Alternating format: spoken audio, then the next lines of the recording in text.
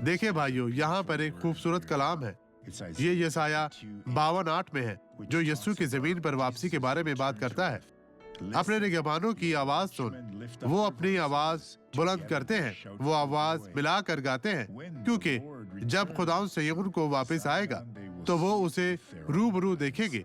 वो वापस आ जाएगा। इन दिनों में से एक दिन खुदा का कलाम पूरा होगा।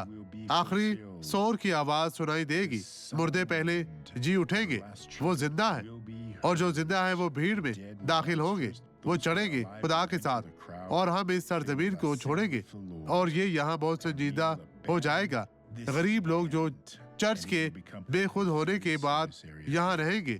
यहाँ खुदा आपको इस बेखुदी से गुजरने के लिए बुला रहा है।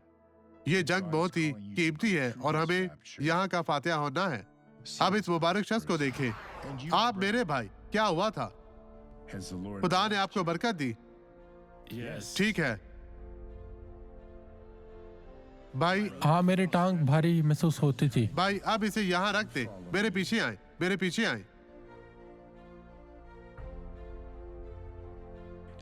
हालेलुया। अब आप बेहतर हैं भाई? हाँ, मैं बेहतर हूँ, खुदा का शुक्र है। डॉक्टर आपको बताएगा कि इसे कब इस्तेमाल करना बंद करना है, लेकिन खुदा यीशु डॉक्टर है। अब चले, खुदा की हमद हो।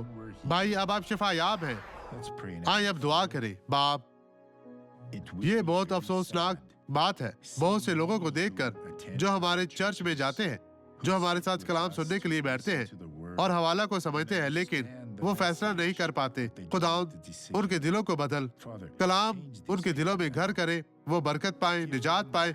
मैं शैतान तेरी तमाम गंदी बुरी चालों को मफरूज करता हूँ। अब इन लोगों को छोड़ दे, इन लोगों की जिंदगी से चला जा। तू इन्हें मजीद गुमराह नहीं कर सकता। मैं तुझे यीशु के नाम में हुक्म देता हूँ, इन्हें छोड़ दे। खुदावंद आपको बरकत दे, निजात दे।